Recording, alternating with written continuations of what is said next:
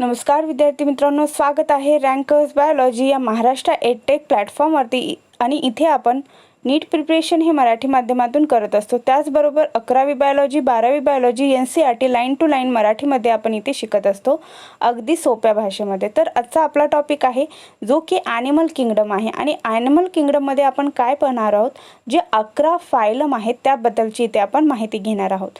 तुमच्या समोर एक चार्ट असेल आणि त्या चार्टवरती तुम्हाला एकदम चांगल्या पद्धतीने डिफरन्शिएट करून दिलेलं आहे, फायलम दिलेले आहेत आणि त्यांचं जे क्लासिफिकेशन केलेलं आहे, कोणत्या बेसिसवरती केलेलं आहे ते सुद्धा इथे दिलेलं आहे। इथे एकूण 11 फायलम आहेत। त्यामध्ये सर्वात सुरुवातीला येतो पोरीफेरा फायलम, त्यानंतर सेकंड वन सिलेंट्रेटा येतो, थर्ड वन स्टेनोफोरा, त्यानंतर प्लॅटीहेल्मिंथिस, अस्कीहेल्मिंथिस, ॲनिलिड्स, आर्थ्रोपोडा, मोलिस्का, इकायनोडर्माटा, हेमिकॉर्डेटा आणि शेवटी आहे जो वेल डेव्हलप आहे तो कॉर्डेटा। तर मला हे सांगा, आपण जे ह्यूमन बिंग आहोत तो कोणत्या फायलममध्ये येतो? तुम्ही मला फक्त एवढं कमेंट सेक्शनमध्ये नक्की सांगा, जेणेकरून मला कळेल की तुम्हाला कुठपर्यंत तुमचा अभ्यास झालेला आहे। तो मला एवढं सांगा की ह्यूमन बिंग हा कोणत्या फायलममध्ये येतो। तर हे झाले 11 फायलम जे की आपण आता स्टडी करणार आहोत। आणि इथे दिलेल्याप्रमाणे इथे किंगडम दिलेले आहेत। किंगडम कोणता आहे तर किंगडम ॲनिमिलिया आहे आणि या किंगडम ॲनिमिलियामध्ये हे फायलम पडलेले आहेत। त्यामध्ये हे कशानुसार असे डिफरन्शिएट केलेले आहे तर लेवल ऑफ ऑर्गनायझेशनवरून, त्यानंतर सिमेट्री, त्यानंतर बॉडी कॅव्हिटी, या सगळ्यांचा बेस घेऊन या फायलमला डिवाइड केलेले आहे या डिफरंट फायलममध्ये। ठीक आहे, तर लेवल ऑफ ऑर्गनायझेशन म्हणजे काय तर यामध्ये सेल्युलर लेवल ऑर्गनायझेशन येतं, टिश्यू लेवल ऑर्गनायझेशन येतं, ऑर्गन लेवल ऑफ ऑर्गनायझेशन येतं आणि organ system level of organization येते। तर हे काय आहे, आपल्याला माहिती आहे आपली बॉडी ही सेलपासून बनते। Cell is a structural and functional unit of our body, आपण असं म्हणतो। ठीक आहे, जेव्हा अनेक असे सेल एकत्र येतात तेव्हा काय बनतं तर तेव्हा बनतो टिश्यू। ठीक आहे, टिश्यू बनतो आणि जेव्हा अनेक टिश्यू एकत्र येतात तेव्हा काय बनतं तर एक ऑर्गन बनतो।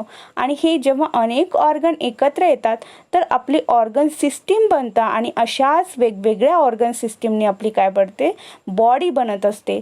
तर होल बॉडी बनण्यामागे जे एक सिंगल युनिट आहे ते काय आहे सेल, आणि हेच अतिशय महत्त्वाचं आहे। तर याला देखील सुरुवातीला बेस मानू यावर लेवल ऑफ ऑर्गनायझेशन या सगळ्या फायलमचे पाडण्यात आलेले आहेत। त्यानंतर सिमेट्री काय आहे, सिमेट्री एक सिंपल इथे मी तुम्हाला सांगते, जेव्हा कोणताही ॲनिमल किंवा कोणताही प्राणी तुम्ही जेव्हा घेता तेव्हा त्यांची बॉडी कशा पद्धतीने डिवाइड आहे। समजा तुम्ही बटरफ्लाय घेतलीत आणि ती बटरफ्लाय अशी आहे। आता या बटरफ्लायला आपण एक इमॅजिनरी लाईन ड्रॉ करू। जेव्हा आपण इमॅजिनरी लाईन ड्रॉ करूया, आपण दुसरा स्केच पेन घेऊया जेणेकरून तुम्हाला व्यवस्थित लक्षात येईल।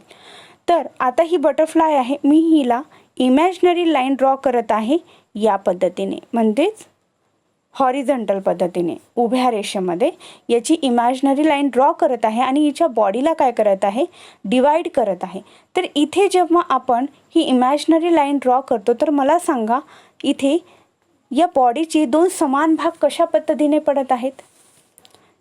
आणि अजून मी लॅटरली सुद्धा एक इथे इमॅजिनरी लाईन ड्रॉ करते। तर मला तुम्ही सांगा, हे आपण पिंक कलरचा स्केच पेन घेतलेला आहे त्याने याची बॉडी डिवाइड होत आहे बरोबर समान, की हे जे आपण ग्रीन कलरचा स्केच पेन घेतलेला आहे त्याने याची बॉडी डिवाइड होत आहे एकदम सेम पाहिजे दोन्ही ठिकाणी। तर मी इथे सांगू इच्छिते की ही जी आपण पिंक कलर घेतलेला आहे तो पिंक कलर जेव्हा आपण पाहतो तर या पिंक कलरने या बटरफ्लायचे दोन समान भाग पडलेले आहेत, ज्यामध्ये आपल्याला हा शेप दिसतो। दोन समान आहेत, या साईडने सुद्धा सेम आहे आणि या साईडने। पण जेव्हा आपण ही ग्रीन लाईन बघतो, ही ग्रीन लाईन जेव्हा इमॅजिनरी लाईन पाहतो तर आपल्याला दोन समान भाग मिळत नाहीत का, कारण हे बघा ना इथे की नाही इथे स्टिंग्स येतात पण इथे हा पोर्शन येतो आणि हे समान आहेत का तर हे समान नाहीत। तर जेव्हा अशी बॉडी आपली समान भागामध्ये डिवाइड होते त्याला सिमेट्री म्हणतात. मग त्यामध्ये टाईप्स आहेत. त्यामध्ये टाईप्स कोणकोणते? असिमेट्रिकल, रेडियल सिमेट्रिकल आणि बायलॅटरल सिमेट्रिकल. असिमेट्रिकल म्हणजे त्या ऑर्गॅनिझमला तुम्ही कोणत्याही पद्धतीने इमॅजिनरी जर लाईन ड्रॉ केली तर तो कोणत्याही पद्धतीने समान 2 भाग शो करत नाही, त्याला म्हणायचं असिमेट्रिकल. ठीक आहे, असिमेट्रिकल बॉडी. आता रॅडियल सिमेट्री म्हणजे काय? अशी बॉडी जी तुम्ही कोणत्याही साईडने जर इमॅजिनरी लाईन ड्रॉ केली तर ती 2 समान भाग आपल्याला शो करते. जसं आपण पाहतो स्टारफिश असते.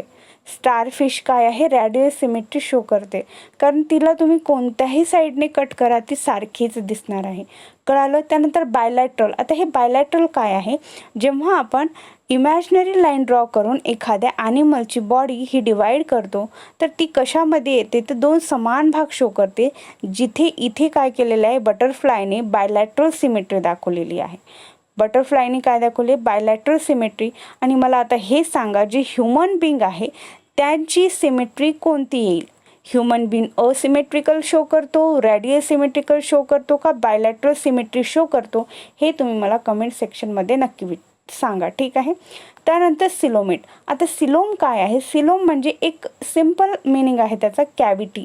कॅव्हिटी म्हणजे काय? एखादं छिद्र. आपल्या बॉडीमध्ये कुठे सिलोम आहे का, त्यानुसार याचे टाईप किती पडलेले आहे? Acoelomate, coelomate, pseudocoelomate. आता असिलोमेट म्हणजे असे ऑर्गॅनिझम, असे प्राणी ज्याच्यामध्ये सिलोम नाही आहे, बॉडी कॅव्हिटी त्याच्या बॉडीमध्ये नाही आहे. ठीक आहे. आणि सेकंड म्हणजे सिलोमेट आहे. सिलोमेट म्हणजे असे ऑर्गॅनिझम ज्याच्यामध्ये बॉडी कॅव्हिटी प्रेझेंट आहे. ठीक आहे. आता सुडोसिलोमेट म्हणजे काय? तर सुडोसिलोमेट म्हणजे त्या ऑर्गॅनिझममध्ये आपल्याला ती कॅव्हिटी असल्यासारखी वाटते, पण ती रिअलमध्ये असते का? रिअलमध्ये असते का? तर ती कॅव्हिटी नसते, त्याला म्हणतात सुडोसिलोमेट. आणि त्याचे एकच एक्झाम्पल, एकच फायलम त्यामध्ये येतो, ते आहे अस्केहेल्मिंथिस. तुम्हाला हे लक्षात ठेवायचं आहे. तुम्हाला असं विचारू शकतात की सुडोसिलोमेट शो करणारा फायलम कोणता? त्यामध्ये तुम्हाला ऑप्शन देतील सिलेंट्रेटा, अर्थ्रोपोडा, प्लॅटीहेल्मिंथिस आणि फोर्थ ऑप्शन देतील अस्केहेल्मिंथिस. तर तुम्हाला ओळखायचं आहे जे सुडोसिलोमेट येतं ते कोणतं आहे फायलम? तर अस्केहेल्मिंथिस आहे. तर अशा पद्धतीने हे 11 फायलम प्लांट किंगडममध्ये इथे आपल्याला डिवाइड करून दिलेले आहे. तर नेक्स्ट लेक्चरमध्ये आपण हे 11 फायलम, प्रत्येक फायलम हा व्यवस्थितरित्या आपण एक्सप्लेन करूया आणि त्याबद्दलची अधिक माहिती जाणून घेऊया. या लेक्चरमध्ये, या सेशनमध्ये तुम्हाला काही डाऊट असतील, काही कळालं नसेल तर तुम्ही कमेंट सेक्शनमध्ये नक्की विचारा. लाईक करा, शेअर करा, सबस्क्राईब करा आणि अशाच व्हिडिओ लेक्चरसाठी नोटिफिकेशन बेल आयकॉन प्रेस करून ठेवा. Do like, share and subscribe. Thanks for watching me.